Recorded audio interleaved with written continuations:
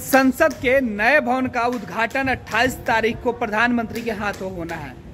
इसे लेकर देश भर में बवाल मचा हुआ है। विपक्षी पार्टियों का कहना है कि ये लोकतंत्र का सीधे तौर पे मजाक है और राष्ट्रपति का अपमान है। इस वक्त मौजूद हैं बिहार विधानसभा के अंदर और विधानसभा परिसर में जो विधानसभा का जो विस्तारित भवन है यहाँ मौजूद है। इसका भी उद्घाटन जब हुआ था तो मुख्यमंत्री नीतीश कुमार ने उद्घाटन किया था। बीजेपी सरकार में थी तो उनके सहयोगी थे जो विपक्ष में थे, वो लोग यहाँ मौजूद थे। राष्ट्रपति से इसका उद्घाटन नहीं कराया गया और ना ही राज्यपाल से। अब ये सवाल इसलिए उठ रहा है क्योंकि अब से कुछ देर पहले बिहार के पूर्व उप मुख्यमंत्री राज्यसभा सांसद सुशील मोदी यहाँ पहुंचे थे शिलापट देखने के लिए और उन्होंने कहा कि इस विस्तारित भवन के उद्घाटन के मौके पर नीतीश कुमार ने राज्यपाल को निमंत्रण नहीं भेजा था और वो उद्घाटन खुद उन्होंने किया था। हालांकि अब इस पर बवाल इसलिए मचा हुआ है, सुशील मोदी आज घूम के बता रहे थे और उन्होंने दिखाया कि किस तरीके से इस नए विस्तारित भवन के उद्घाटन के मौके पर राज्यपाल जो राज्य के प्रमुख होते हैं उनको क्यों नहीं बुलाया गया। जब आज प्रधानमंत्री देश के अंदर नए लोकसभा का जो संसद का जो भवन है उसका उद्घाटन कर रहे हैं तो जो विपक्षी पार्टियां वो विरोध क्यों कर रही हैं। नीतीश कुमार को आईना दिखाने की कोशिश किया है सुशील मोदी ने। ये जो तस्वीरें आप देख रहे हैं सुशील मोदी किस तरीके से इस विस्तारित भवन पहुंचे और उन्होंने भवन के अंदर जाकर बताया कि ये जब उसका उद्घाटन हुआ तो नीतीश कुमार ने किया था। बिहार की सियासत सहित देश की जो सियासत है वो फिलहाल संसद के जो नया भवन है उसके उद्घाटन को लेकर विवादों में छिड़ा हुआ है। और इसी बीच बिहार के पूर्व उप मुख्यमंत्री बीजेपी के वरिष्ठ नेता राज्यसभा सांसद सुशील मोदी पहुंच गए थे बिहार विधानसभा का जो नया विस्तारित भवन बना था उस जगह और नीतीश कुमार को याद दिलाने की कोशिश की है क्योंकि जेडीयू भी विरोध कर रही है। ललन सिंह ने कहा कि हम विरोध करेंगे। उसके बाद सुशील मोदी ललन सिंह, जेडीयू और आरजेडी के उन तमाम नेताओं को, तेजस्वी यादव को, सबको यह याद दिलाने के लिए यहाँ पहुंचे थे कि जब इस बिल्डिंग का उद्घाटन हुआ था तब क्यों नहीं राज्यपाल को बुलाया गया था, राज्यपाल के हाथों क्यों नहीं इसका उद्घाटन कराया गया था। जब बिहार की बात आई तब नीतीश कुमार ने खुद उद्घाटन किया था। फिर जब प्रधानमंत्री नए संसद भवन का उद्घाटन कर रहे हैं तो फिर वो कैसे गलत हो गया। दलीलें दी जा रही है, सत्ता और विपक्ष आमने सामने है। सत्ता द्वारा कहा जा रहा है कि जो प्रधानमंत्री हैं उन्होंने इसके जो आधारशिला रखी और अब उद्घाटन करने जा रहे हैं इसमें कहीं कोई गलत बात नहीं है, जबकि विपक्ष की 16 से ज़्यादा जो पार्टियां हैं उनका कहना है कि हम विरोध करेंगे। फिलहाल 19 और 20 पार्टियां जो हैं विपक्ष में उनका कहना है कि हम उद्घाटन समारोह में शामिल नहीं होंगे।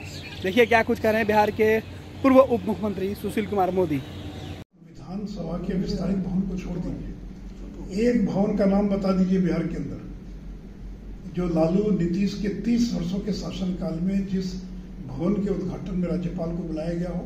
और ठीक है, आपने जो विधान मंडल का जो विस्तारित भवन बना, जो परिसर बना है, जाकर देखिए उसमें क्या राज्यपाल का नाम लिखा शिलालेख पर, उस पर तो श्री नीतीश कुमार का नाम होगा, शायद मेरा भी नाम लिखा होगा।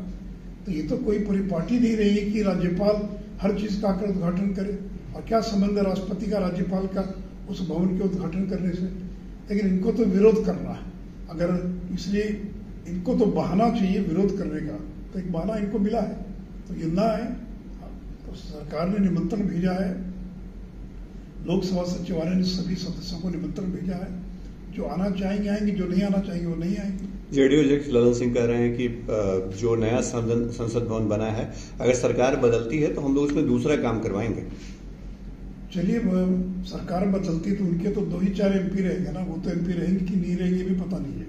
और देखिए एक और ऐतिहासिक काम इस नए संसद भवन में हो रहा है कि जब सत्ता का हस्तांतरण हुआ था 1947 के अंदर, तो उस समय की ब्रिटिश सल्तनत ने एक सत्ता के हस्तांतरण के प्रतीक के रूप में एक सोने की छड़ी जिसको सेंगोल कहा गया वो पंडित नेहरू को दी गई थी, जो कि एक इलाहाबाद के म्यूजियम के अंदर यूं ही पड़ी हुई थी वो छड़ी के रूप में। और मैं धन्यवाद देना चाहूँगा नरेंद्र मोदी जी को कि उस छड़ी को जो पंडित नेहरू को प्राप्त हुई थी उसको स्पीकर के डैश के स्पीकर जहाँ बैठेंगे उसके बगल में उसको स्थापित किया जा रहा है।